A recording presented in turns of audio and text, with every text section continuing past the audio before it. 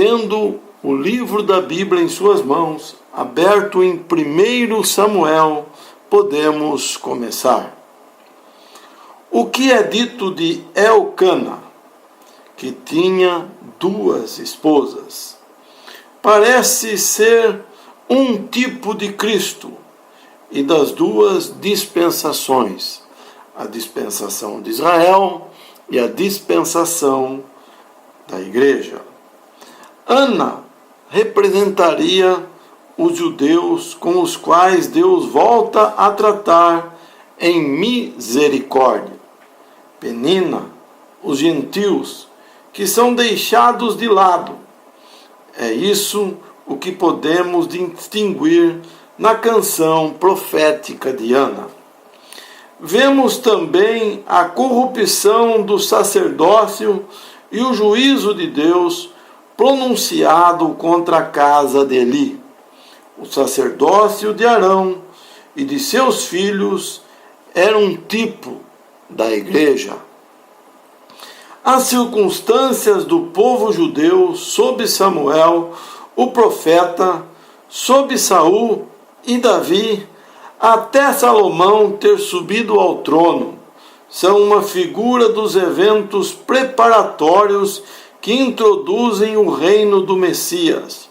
Ou seja, essas circunstâncias apresentam, na forma de tipos, os principais fatos que ocorrerão da época em que Deus recomeçar a agir por seu povo, até Jesus vir para sentar-se no trono de Davi em Jerusalém.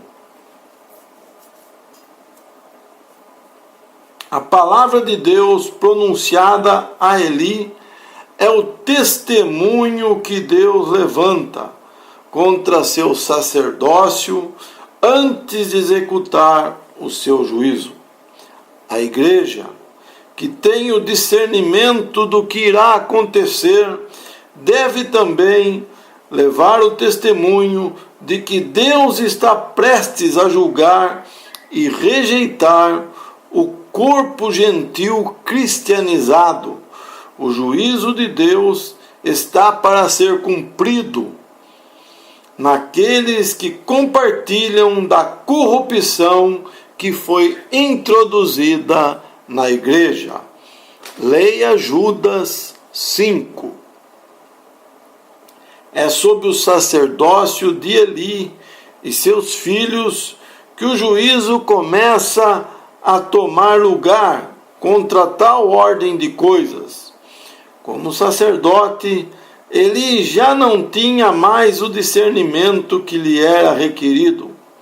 Em uma condição assim, o ouvido já não está atento o suficiente para a pessoa poder ser corrigida. Além disso, o que é notável é que o sinal que é proposto ali é o próprio juízo que Deus está prestes a aplicar.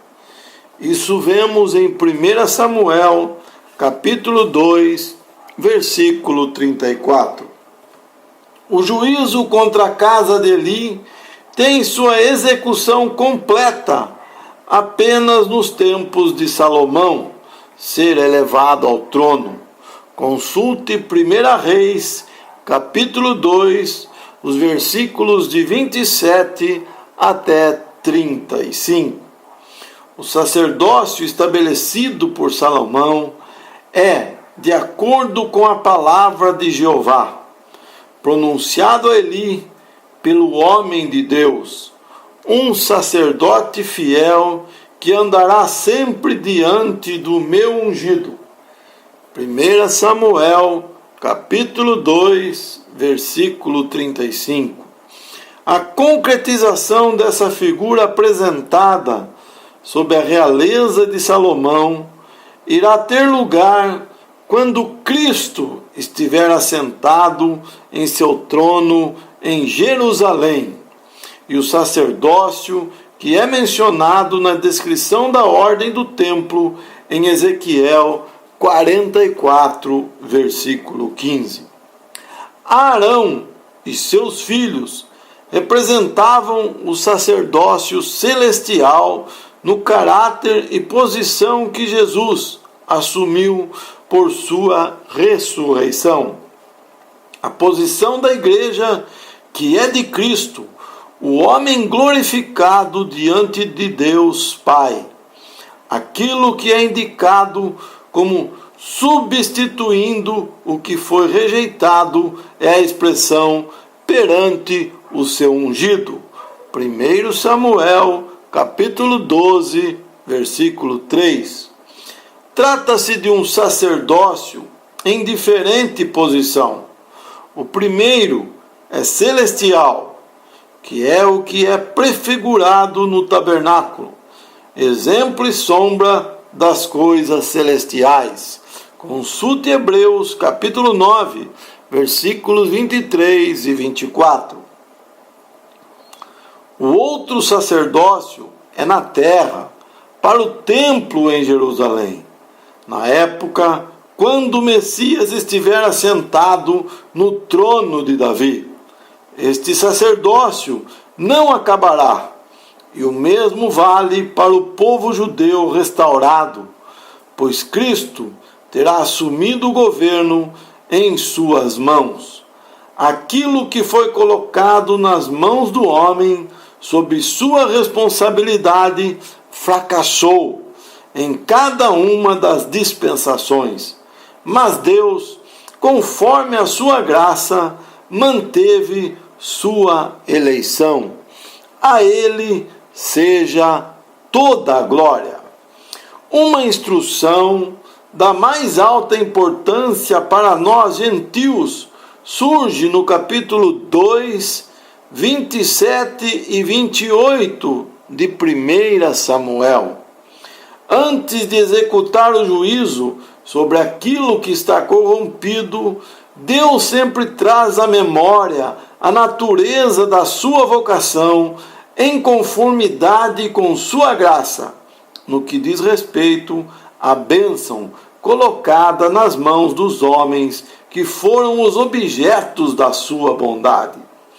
Deus diz a Eli: não me manifestei na verdade à casa de teu pai, estando eles ainda no Egito, na casa de Faraó, e eu o escolhi. A casa de Arão havia sido objeto de uma graça muito especial dentre as tribos de Israel, mas eles haviam se esquecido dessa graça e, portanto, depois de haverem cessado de trazer à lembrança a bondade de Deus para com eles, haviam caído em um estado de completa corrupção. Como é de se esperar, o juízo é o último remédio que Deus aplica, seja para corrigir, seja para eliminar de vez. O mesmo vale hoje para a igreja. Ela também se esqueceu da bondade de Deus em conformidade com a vocação ou chamamento de sua graça. Por isso, esta dispensação está prestes a ser irrevogavelmente interrompida pelo juízo final sobre a Babilônia, segundo Apocalipse capítulo 18.